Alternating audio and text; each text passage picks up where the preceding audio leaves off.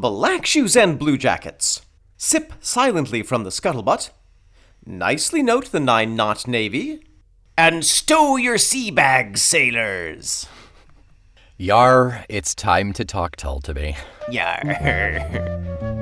You know, that pirate voice is all based on a guy who played Long John Silver, oh god, in like the 50s or something in a movie. He just had a northern accent. And going forward, everyone depicts a pirate with that accent because that's how he did Long John Silver. Yeah, and it works. Yeah. My pantaloons are full of lobsters. Why they're there, I don't know.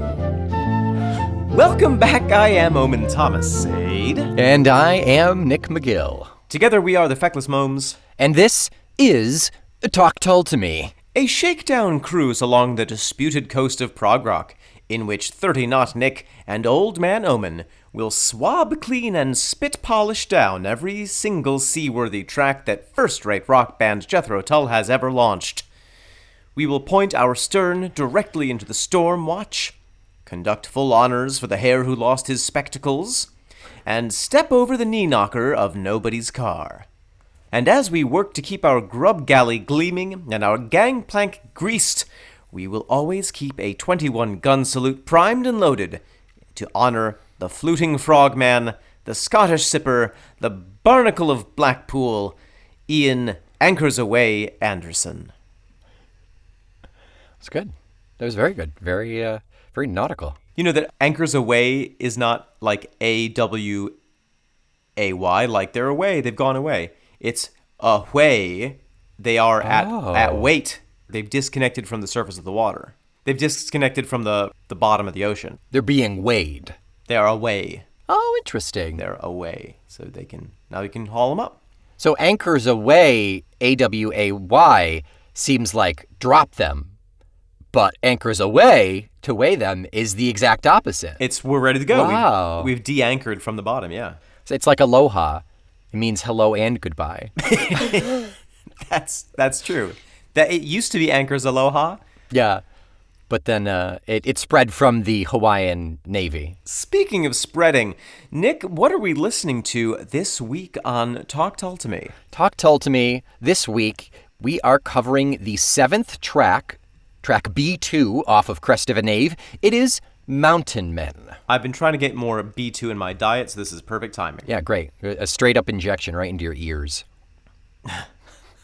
Well, why don't we have a listen to... Before we get into it, I just got a little note from one of the Tull magazines that I have that I've pulled notes from, and this is, in particular, kind of putting into context this song. Great. I know normally we struggle with context a lot of the times, but at least we can go into it knowing this one this time.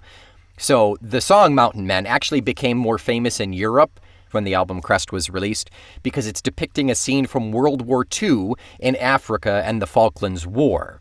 Uh-huh. Ian referred to the battles of El Alamein in World War II and also South America in 1982, drawing historic parallels of the angst that women left behind by their warrior husbands might have felt. Yeah. Thanks for getting all that out. That was going to be my big reveal based on my research, but no, I appreciate it. That's great. I'm glad to disappoint you yet again, Omen. No, it's great. This is one of the more interesting historical reference songs because it is making that parallel, but it's also one of the most exciting musical pieces off of the album. So I'm excited to get into it. Yes. Let's dive in. Let's climb this mountain and open our ears. There ain't no mountain high enough for Mountain Men.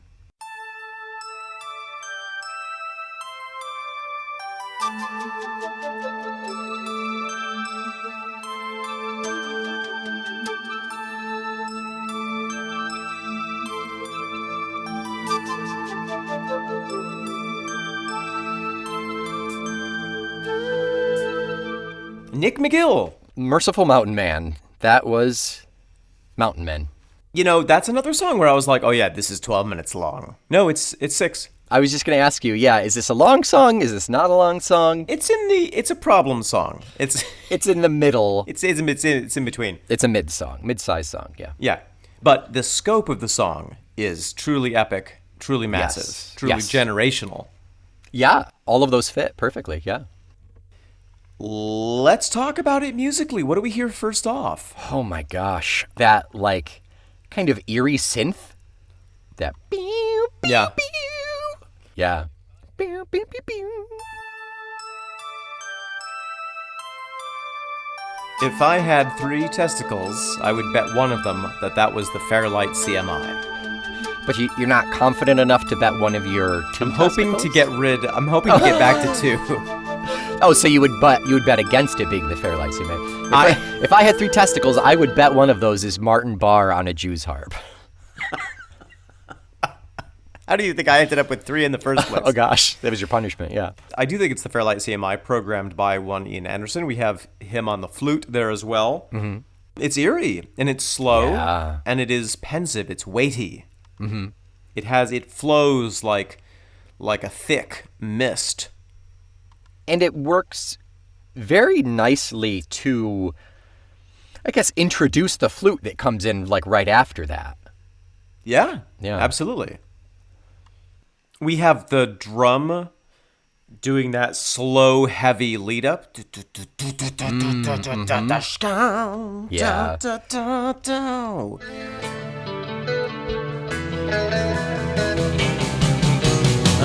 That full crescendo at about 1 minute is so powerful. It is. It's great. That's Mr. Doane Perry on the drums on this track. Everybody's favorite drumming giant, Doane Perry. This song is in 4/4, which I don't know that I wasn't expecting, but I guess I am surprised by.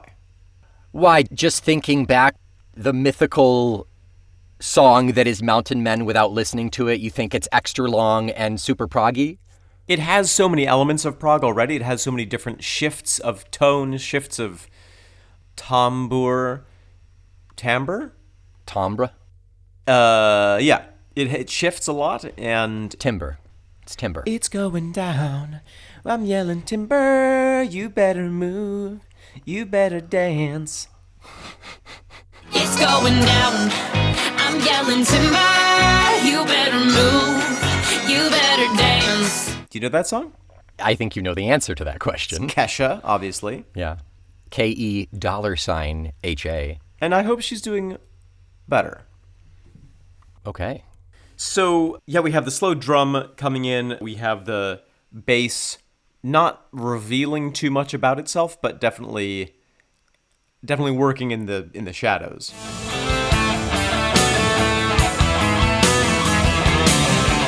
It's coyly peeking from behind a curtain saying, I'm the bass. Yeah, it can see you, but you can't see it. Yeah. It's got those Errol Flynn peepholes. It's a callback to a couple episodes ago. I was just listening to that.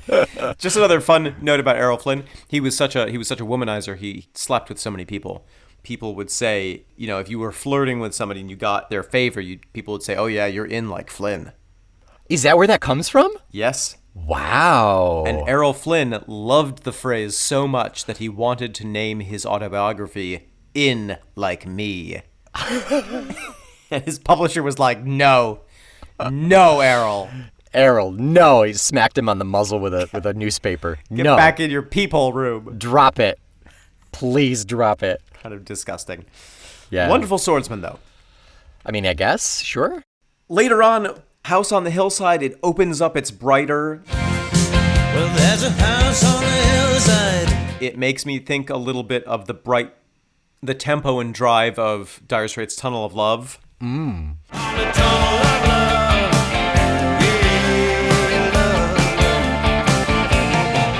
Especially with the organ there in the background. We have the organ here in this song just going da da da da. Well, there's a house on the hillside. Moving things along, giving it that 80s vibe. Yeah, it's got a very, like, underground 80s feel. I know in my soul that it's 80s, but I can't really place it with other songs from the 80s and say, oh, it's because of this. Maybe it's because of 80s Genesis a little bit, I think. Maybe that's what it's reminding me of. But I couldn't tell you, well, it's this Genesis song. It just kind of smacks of 80s. Listen to the Money for Nothing album, Dire Straits, 1988, a couple years later, but it does have a little bit of that same feeling with the conversation between the synth and the guitar. Yeah, okay. It's an all-around fairly good album. Okay, so when we get into the faster section with There's a House on the Hillside, we have a wonderful flute thrilling technique that is delightful. Thrilling or trilling? Yes, it is a trilling thrill. Okay, great. A thrilling trilling. Even though the relationship between Martin and the Fairlight at this point does remind me of Dire Straits, Martin's tone himself is much more classic Martin in this song, yeah. At least in this section. More so than the parts where I'm like, oh yeah, that's a very good 80s guitar sound. Yeah. It sounds more like classic Martin. Yeah, I agree. This is not a terribly... We've had a couple in the past. We've had a couple this is clearly a Tull, Dire Straits kind of sound. This one is not. Aside from the generic blanket 80s feel, I would not get terribly Dire Straits connected in this. And then the thing that puts it firmly in the prog camp, and I don't think you could call Dire Straits prog. I mean, you could, but you would be beaten. Probably wrong, yeah. Massacred with a bag full of sponges, wet sponges. Oof. That would take a long time. Yeah, you'd be so clean. But when we get to the bridge, we change the musical path that we're following. Long generations from the Isles, sent to tread the foreign miles. Long generations from the Isles, sent to tread the foreign miles. It puts it into a different vibe. It almost feels like you've dropped into another song really quick. Whereas, in fact, Ian has changed the camera lens on this story, and now we have a different view of it. Yeah, it's such a grandly epic portion of that song. I mean, there's the three parts, the three sounds in this, like you were saying. There's the start, and then where it opens up a little bit and gets a little bit brighter, and then we get that part right in the middle, kind of acts as a bridge, and then it repeats again. I just want to go back really quickly to the beginning.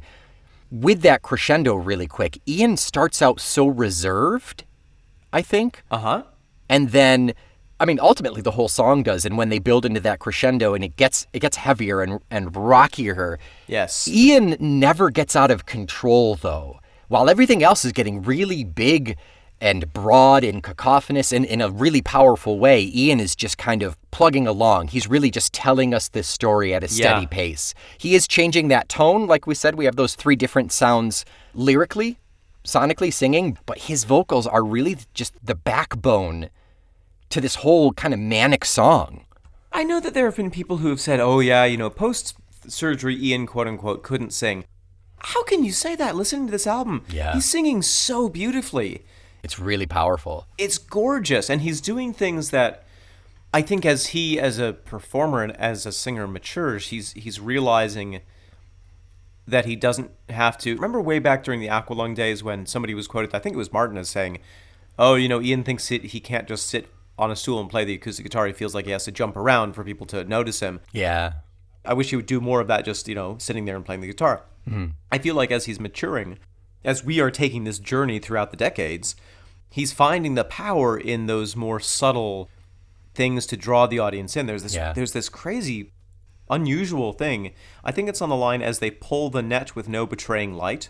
The way that he breathes it, he goes, breath in, a thin moon slips behind them as they pull, catch breath, the net with no betraying light. Ooh. A thin moon slips behind them as they pull the net with no betraying light. It's this subtle little, he breathes in the wrong place, but it gives it so much personality. I'm sure I've told you this before. You can actually just go get more coffee while I tell this story because you've heard it. Okay. Yeah, I'll be right back. When Sir Derek Jacobi came and visited the school I was at in London, he was talking about the importance of respecting Shakespeare's text and saying, look, he's already done the work for you. All you have to do is follow it. Don't do anything else. And I remember, it was a question and answer thing, and I was like, how do you add your own personality to the text? How do you make it your Hamlet rather than someone else's? And he thought about it for a minute. He said, breathe in the wrong place once. Yeah. Once in the entire show. He's that old school training, full-on respect, do not tweak, do not touch. Except one. You are permitted one mistake. And I feel like this weird catch breath in the middle of this line it's got to be intentional. He could totally sing that line without breathing. Oh, absolutely. But it's such a fascinating choice that it really draws you in and makes you be like, wait, who is this person? What is this about? Yeah. Speaking of Derek Jacobi and I, Claudius, he plays Claudius in Kenneth Branagh's Hamlet. Yes. Very good. That's where I first learned of Derek Jacobi and Brian Blessed. We were talking about Brian Blessed off air. Yeah, he plays the former King Hamlet. Jacobi was up for the role of Gandalf. Ooh, that would have been very interesting. It would have been very different, but I mean, he would have rocked it, but... He should have played Bilbo. Yep. He would have been a good Bilbo. So yeah, I think ultimately the adage, necessity is the mother of invention, really works here. You know, it is tragic that he had the voice issue and he needed surgery, but we wouldn't have this sound. He wouldn't have adapted and changed his method probably for a couple more years at least if he hadn't needed to. This is going to sound so corny, but literally this is such a great example of an artistic phoenix moment. Sure. You have one of these things that a normal, reasonable person would be like, well, that part of my life is over. Right. I'm destroyed. And Ian is like, you know what? I've been burned down to a set of ashes, and boom! Rebirth. He's the bamboo. He grows back quickly and more powerful. He's Obi-Wan Kenobi, yeah. If you strike me down, I'll come back even more powerful than before. When they used to torture people in wartime, they would tie them over a place where a bunch of Ian Andersons were growing, and it would just grow right through them. Yeah, right through their fingernails and everything, yeah. Anything else to say about Mountain Men musically, Nick? There's this moment, I know it's slightly lyrical, but musically there's this moment in between Winks a Smile and Who Am I, where he goes, hey. Oh, yeah. There's like a little hey in there that it just caught me for the first time. I really liked it. It's a smile. Hey, and who am I? I have to admit, I'm very ashamed to admit this, Please do.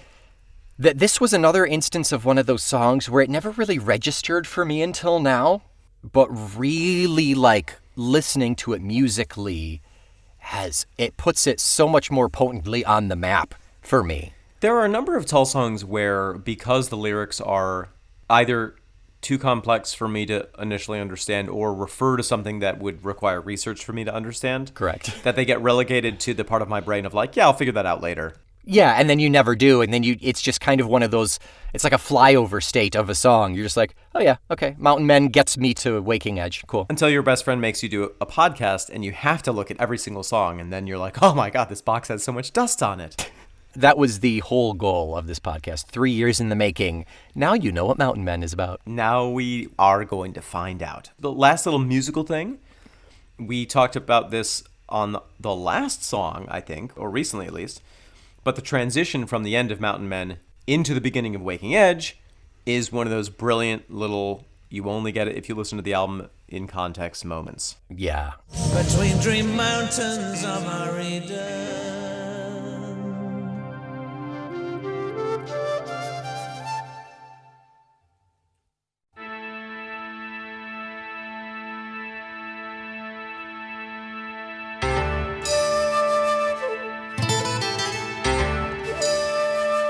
It's so smooth, and it's so anticlimactic if you're not instantly starting Waking Edge. Yeah. It's so brilliantly, beautifully produced. And I love it when songs do that.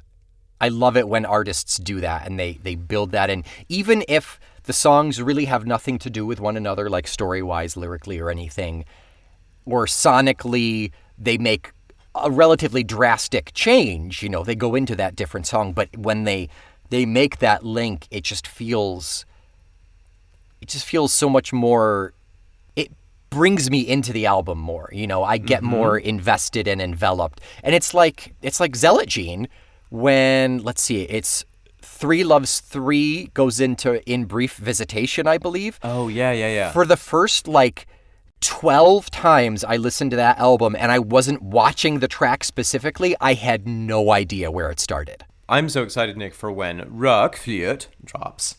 Rockflute. To hear where the composition of the album is, you know, rather than just, you know, we've gotten to listen to one of the songs already, but I'm just really curious to hear how it fits together. Yeah, very exciting. And because our brains are meaning-making machines, even if you put 2 songs together back to back that do have a musical transition between them, even if the songs themselves have nothing to do with each other lyrically or thematically, the brain struggles to make some sort of liaison there. Yeah, it wants to. It really wants that to happen. Yeah. It wants it. It wants it like a dog wants chocolate.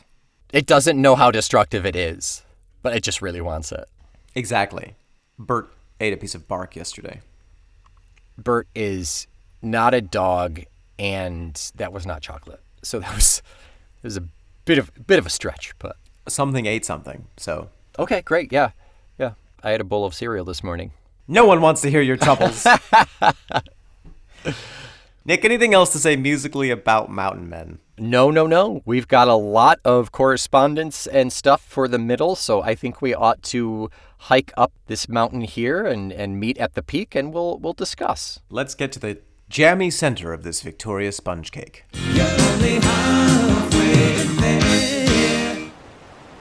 Nick, hello. The view from up here is gorgeous. I'm going to have some tuna. I am out of breath. And I'm out of tuna. The air's really thin. I guess I'll just have a protein muffin. Yeah, we've got a lot to discuss in this very thin atmosphere here. So let's. I guess we should just jump right in here. I've got a couple of addenda before we get into anything. Pew, pew, pew, pew, pew. You're about to get addendumized. I guess I won't do the addendum sting. That was good enough. No, please do. It's about to get addendumized! From Jeffy B, and from Feckless Mom, and from Jeff Hoppa, everybody wrote in for a comment on the last episode, Farm on the Freeway. Okay. The lyric was, "This was no South Fork, it was no Ponderosa." This was no South Fork, it was no Ponderosa. And we're like, oh, there's a Ponderosa in California, and there's a South Fork in Georgia or whatever. Places that Ian saw on the map driving through. Yeah, probably not. What all three of them wrote in and said, you guys are babies, change your diapers, because South Fork was probably a reference to the farm in the show Dallas, and Ponderosa was probably from Bonanza. Right. So neither of those are shows that we grew up with. Those are shows that were big in the 80s, I want to say. Yeah. Dallas was kind of a groundbreaking television program. That was the one where there was one season where it ended with a murder, and then there were like possible different suspects. It was kind of like a big deal. Who shot JR, yeah. Right. And then didn't it end with a dream, or am I making that up? No, I don't know that That was a different one, yeah. And then, no, I think it may have been. And then Bonanza, it's like a gun. It's a gun. Cowboy Western. Cowboy Western. Before cowboys were gay. I mean, they just weren't open about it. It was while the cowboys were still in the closet. It was a closeted cowboy show. Yes, there you go. Well, thank you all of our Discord fam for revealing to us the error of our youth, the wrongness of our ways. And next, also based on Farm on the Freeway, this is from Meerset on YouTube. They write in and say, "This is a marvelous song with such a strong imagery. You talked about Steel Monkey video, and I said, oh, it's only Ian in there. It looks like mysterious people. I don't know who the stock people are playing the instruments, but it's not the band." Right. Meerset says, "I can assure you that Martin Barr is the guitarist in that clip. He did a lot of running after Under Wraps tour and went complete body transformation." There's also Dave Pegg on the bass, but I'm not sure about the drummer.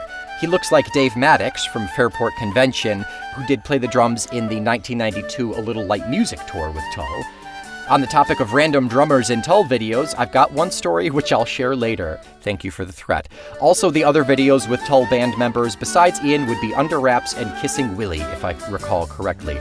Also, we had a lot of people write in and let us know that those two videos as well were the ones. And I believe in the next episode after Farm on the Freeway, this is all past for you now listening to this, I correct myself about Under Wraps. Yes. But I haven't gotten the courage to watch Kissing Willie yet. I think we'll save that. All in good time. Or bad time, to be honest. But thank you, again, thank you for helping us along this journey, to help us keep on the straight and narrow path instead of deviating into the wrong wheat, into the poppy fields, Oh, yeah. the prog poppies. That'd be bad. Yeah. And next up, we have... Oh, I believe we have a review Actually, that you have, Nick, Omen. Actually, before we get there, we actually have a review. Oh, we have a review before we get to the review that you're going to read? That's what we have, and I'm going to read it now. Okay, perfect.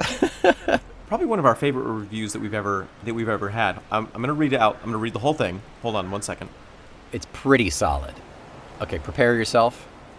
Brace yourself, everybody. Buckle up. Settle in. Dodgers Stink 2016 writes in via Apple Podcasts. Title, I love this podcast. 5 stars. Text, great job, guys. Thank you so much, Dodgers Stink 2016. I will reserve saying anything about the Dodgers because I don't even know if they are a baseball team or a football team. I at least know that they're baseball. But thank you so much for the review. I'm glad we are doing it for you. Yeah. 5 stars count. We're not asking for a life story. We appreciate everything you got. And honestly, the short and sweet and succinct is just as powerful and enjoyable to us. And I have that now tattooed on my inner thigh, that whole review. Speaking of Hamlet, as Polonius said in Act 2, brevity is the soul of podcast reviews. Yeah. Yeah. So well done on that, Dodger Stink 2016. Thank you so much. Nick, what else do we have? Finally, to wrap up our mountain excursion, I have us an email from previous writer-inner, good friend of the pod, Eldis Potier. Eldis Potier. Eldis Potier. Perspective for your eloquent words, and what a fascinating little tidbit. Yeah. I mean, A, that they would do a focus group, and B, that they would use that as a tactic for the record label to support the album more. That is so mischievous. It's slightly dastardly, but it's Ian as the businessman knowing what needs to happen. Yeah. It's playing the game. It's so fascinating to think that, just good on you, Ian.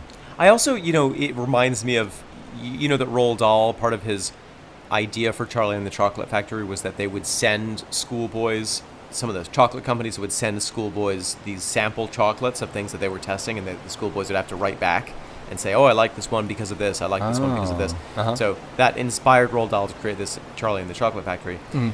It makes me think of, how amazing would it be if it was like Ian Anderson and the Prague Factory. And we got a golden ticket, and we went in, and then it was like all of the old band members were the Oompa Loompas. Then our group got picked off one by one. I really hope for a golden Tull ticket. Eaten by Drumatron. That is brilliant and perfect. But really, really cool. What an odd moment of the times. So strange, but again, so brilliant. Yeah. So brilliant. Well done. Nick, anything else to add here at this break? No, that's it for me. I am good with that, if you are. Oh, the pack mule. Our Sherpa's here. I finally brought you your tank of nitrogen. Shouldn't it be oxygen, Mary? Yeah, I think nitrogen is just what makes up 70% of the air. That's what I've been breathing to get up here. No wonder you're so out of breath. Yeah, you right. Just breathe the regular air. This isn't even really a tall mountain. Do you have the bends, Mary? This canister's full of laughing gas. Okay. Oh, that's nitrous oxide. That's not actually yeah. nitrogen, Mary. See if you got anything useful. We're going to make our way down. We'll see oh, God. Oh, no. Let's get out of here, Nick. I'm terrified. Nick, Mountain Men. Mountain Men, ladies and gentlemen, mountain men. This is a song that is simultaneously really complex and really simple. Yeah, it is. If you know all of that historical context, that it's about the show Dallas, then you understand it, and it's great. Wait, no, I'm getting confused. So we start out the image. I mean, first of all, we have the title itself, which I think is perhaps the most mysterious and hardest to crack nut of the song. But I do have the theory that I will reveal in good time. And it's not just the title. I mean, that is where the mountain men are kings. That's in our chorus every time, which is slightly mysterious, and it was really the biggest question mark for me. And as soon as we have the title, we have that contrasted with The Poacher and His Daughter. Well, speaking of Roald Dahl, great book about, what is it, the most fabulous man in the universe? I'm unaware of that. Incredible. I'll look it up later. No, I'll look it up right now. While you're looking that up, speaking of this set of lyrics here, I just want to point out good old Jupson chimed in with kind of a parallel between Mountain Men and Thick as a Brick. The Mountain Men lyric is, the poacher and his daughter throw soft shadows on the water in the night. The poacher and his daughter throw soft shadows on the water in the night. So beautifully poetic. The Thick as a Brick is the poet and the painter casting shadows on the water. Yeah, I'm glad that Jupson brought that up. Yeah. Because that is something that I thought that there was some kind of parallel lyric, but I hadn't looked it up. Yeah, casting shadows on the water as the sun plays on the infantry returning to the sea. The poet and the painter casting shadows on the water as the sun plays on the infantry returning from the sea. Strange connection, or just, we know Ian plays with lyric similarities very regularly. And maybe it's like, sometimes in Shakespeare you find, oh, here's a proto version of this speech, which in a later play was developed into a whole scene. Yeah. I wonder if that's an image that he had in mind, or even a theme that he had in mind that he later developed into this song. The book I was thinking of was Danny, Champion of the World. Oh, that sounds familiar, yeah. It's about a kid and their father who's a poacher. Oh, interesting. So we have this scene set of the poacher and his daughter going out to perhaps tickle trout in the moonlight, and that's a poaching technique that you will get familiar with if you read Danny, Champion of the World. I guess I have some homework. And then we have the singer who later on down the coast road meets them, I walk with them, they wish me luck when I ship out on the Sunday from the Kyle. I walk with them, they wish me luck when I ship out on the Sunday from the Kyle. Right, so it's not third-person omniscient. This is a first-person song of the soldier telling us his experience. Over there, over there. Yeah, was that the army? I think that was army, right? That's the army, yeah. Yeah. And from the church I hear the singing as the ship moves sadly from the pier. O poacher's daughter, Sunday best, 200 brave souls share the farewell tear. And from the church I hear the singing as the ship moves sadly from the pier.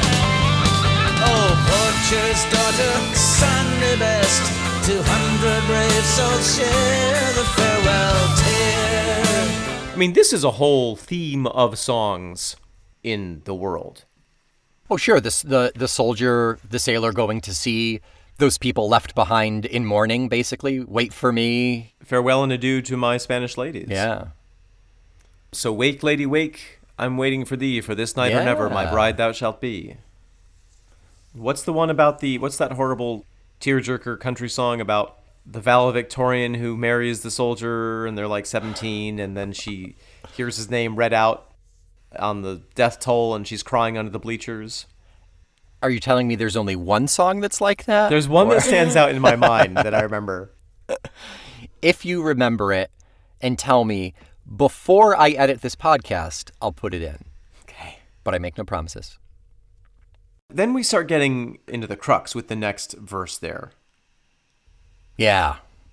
Yeah, lay down and let the slow tide wash me back to the land where I came from, where the mountain men are kings, and the sound of the piper counts for everything. Lay down and let the slow tide wash me back to the lands where I came from, where the mountain men are kings, and the sound of the piper counts for everything. That is the one solid through line through this entire song, because we hear that at least 2 or 3 times. Where the mountain men are kings, and the sound of the piper counts for everything. The piper, to me, is the bagpiper, playing the mournful tune. Yes, oh yes, definitely. Yeah, for funerals, for military funeral. Yeah. But the mountain men, Is that just in reference to, like, this regiment, these people who fought in this war, which took place in the mountains? And because they went off to be heroes, they are now kings? I think it's more the former. So this actually kind of takes me back to our high school days. Okay. When we were in high school, I don't know what your experience was, but in my high school, the ROTC was a pretty big deal. It was a very well-funded club, and I forget what it stands for, but it was basically the Junior Marine Corps. I think it's just military training, basically. Yeah, it's sort of pre-officer training for high school students, and then if you actually do go from there into the Army or into the military, you go in at the level of a commissioned officer, rather than starting out as general enlisted.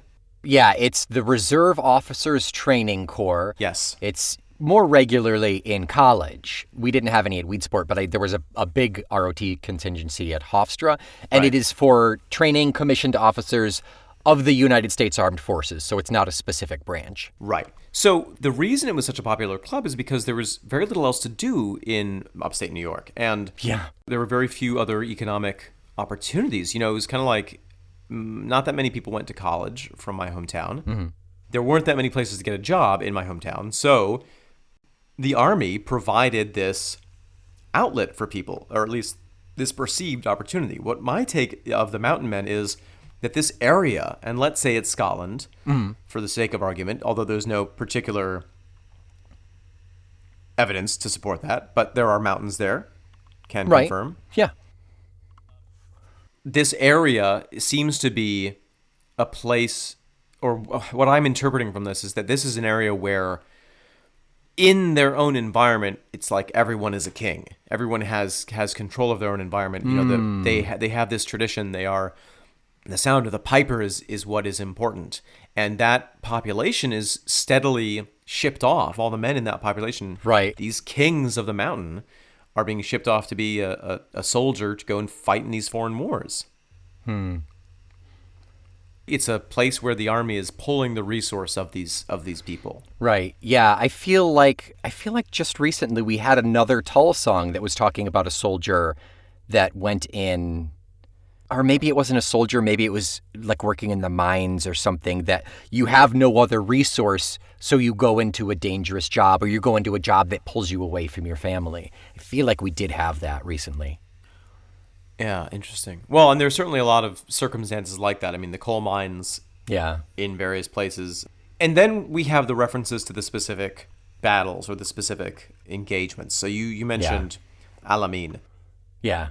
It's the frontier of Western Egypt. There was a big battle fought there in 1942, and it was the turning point of the North African campaign. So the German and Italian armies were ultimately defeated by the British 8th Army and turned the tide of the war in that area.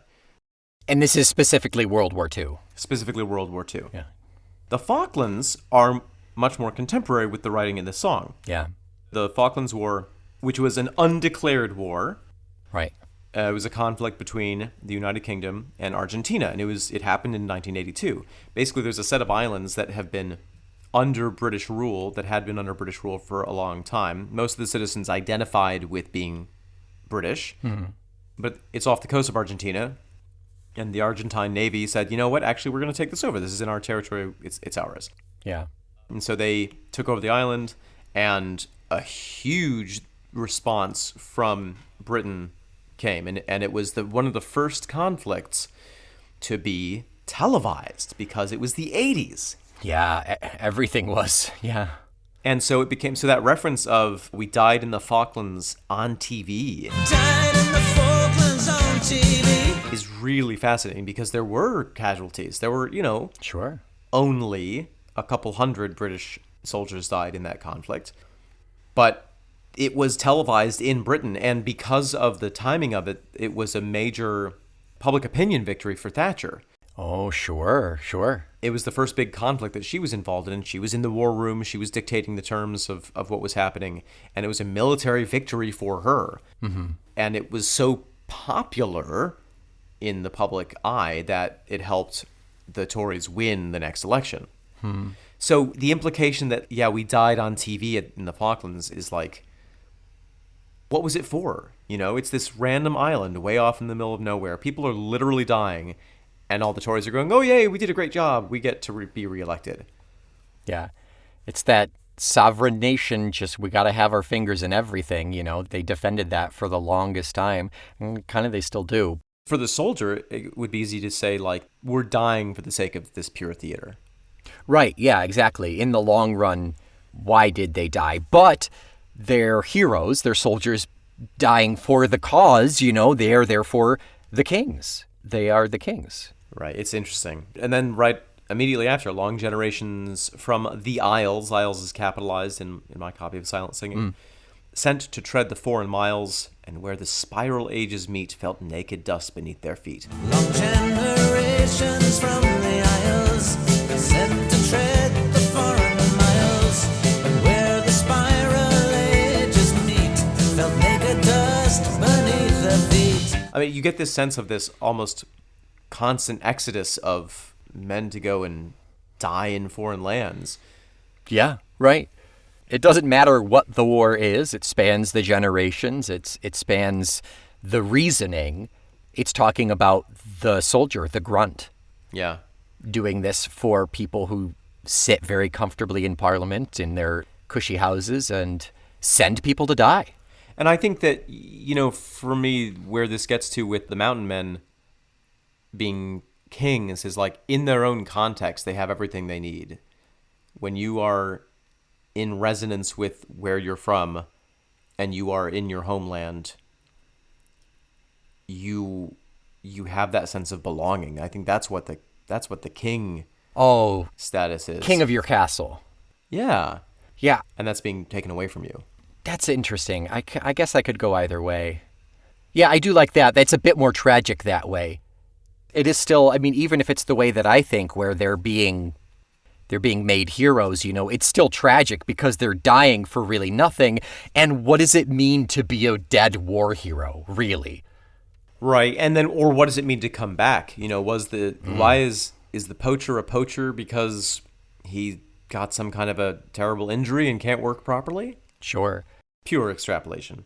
Or is that the dichotomous relationship? Like, look at him Right. doing something illegal to survive. Because that's all there is to do, yeah. Because that's all there is to do. Yeah. But why isn't he a soldier who's going to do another thing because that's all there is to do? Regarding the Falkland Wars, there's a picture of the cover of Newsweek from April 19th, 1982, showing a warship, the HMS Hermes, powering off to the Falklands, and the title is "The Empire Strikes Back." Oh. The Falklands Crisis. Wow. So, in response to the Argentine Navy being off the coast of the Falklands and having taken over, the UK sent a number of nuclear-powered ships, including 2 submarines, the HMS Spartan from Gibraltar, and the HMS Splendid, ordered from Scotland. Just for chronological reference, Empire Strikes Back, the Star Wars film, was from 80. Yes, exactly. So it's still in the public consciousness. Yeah. But the fact that there was a submarine sent literally from Scotland makes me feel like this song is a specific reference. And I know it's a tenuous connection, but this could have happened in a Scottish island. Yeah. There could have been people being called up to go down to the shipyard and ship off to the Falklands. Yeah. I mean, it could be universal, Yes, and I think it is. but I do like the idea of kind of placing it there. Because even saying long generations from the Isles, like, the UK has a lot of isles, you know. It is an isle. Yeah.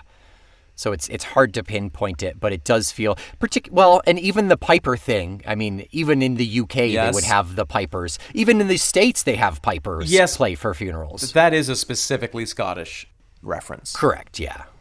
Although there are Irish pipes, Could be any pipe. but they're really not. They're really I think it's really Scottish. Yeah, it's the bagpipes that are played at a military funeral. Yeah. Yeah.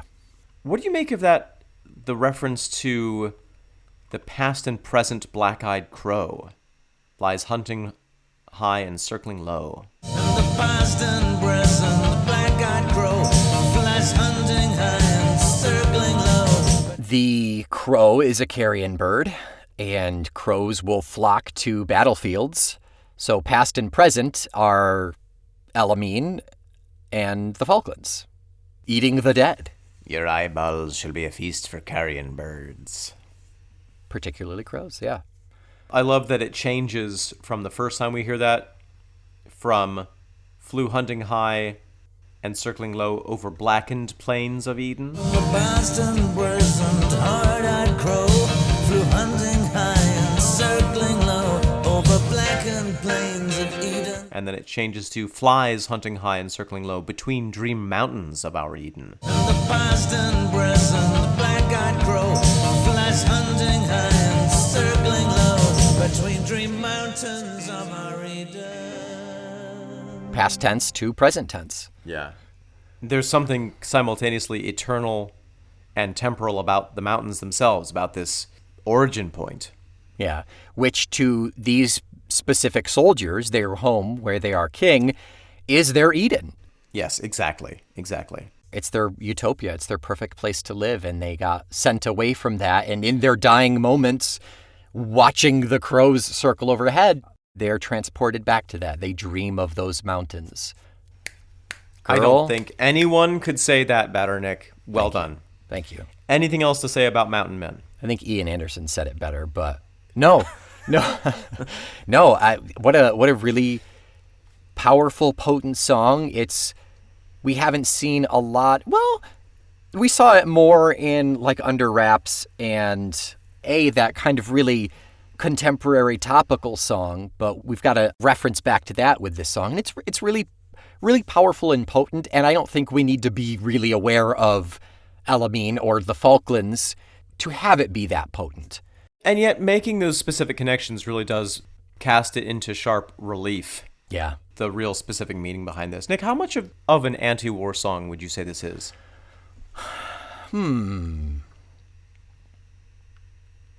I would say it is like 45 to 50% anti-war song. I think it's one of those Ian Anderson classics where I'm just laying it out. Yes. I'm just giving you the other side of things that maybe you're not thinking about and the people aren't telling you about. Yeah. The people in power. But this is kind of how it is.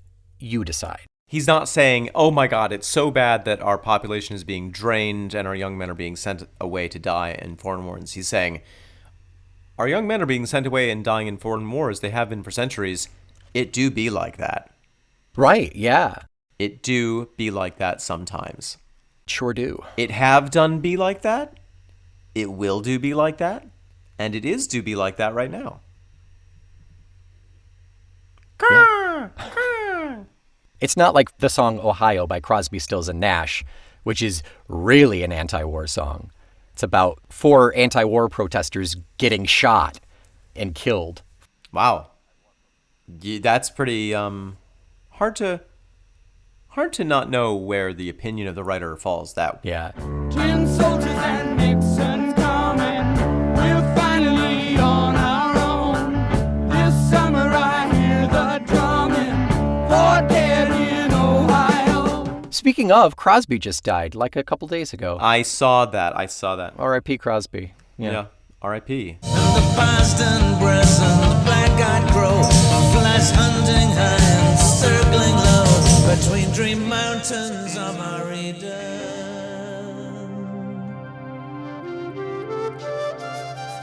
Nick, what are we listening to Le Prochaine Semaine? Goodness me, this is one of those rare albums where we don't have bonus tracks, so we are almost done with this album. Wow. As we discussed in the early portion of this episode, we're getting into The Waking Edge. Oh, yeah. I love that song. Smack in the middle of this side of the album. It is B3 or track number 8. And speaking of smack, this was a song that I was addicted to as a youth, so I'm excited to get into it next week. Nick, until next week, we are hoping for a lurd in a wetter. Was that a genuine mistake? Yeah, I'm having a hard time. Wow. A side effect of COVID is spoonerisms, apparently. Till next week, we are hoping for a word in a letter, fair blown wind from across the sea in the form of a 5-star review and rating on your Apple podcast of choice. Woo! You don't have to be naked when you feel the naked dust beneath your feet. You can be But it helps. fully decked out Oh, in that's Talk Tull to Me merch, which you can find the TeePublic link to that merch in our show notes. Who am I to say no to someone's right to take a listen once in a while to the 2 extra podcasts that they can get from signing up to our Patreon, which is only $5 a month. In addition to access to our Discord, where you can talk to other like-minded Tull Skulls. Until next week, I'm the old man who winks a smile, Nick McGill. I am the hard-eyed crow, Miss Thomas Sade. We are the feckless momes, the sounds of whom count for everything. And this is the between and this is between Dream Mountains of our Eden. Talk Tull to Me. You're watching my brain shut down in real time. It's leaking from your ears. It's really difficult.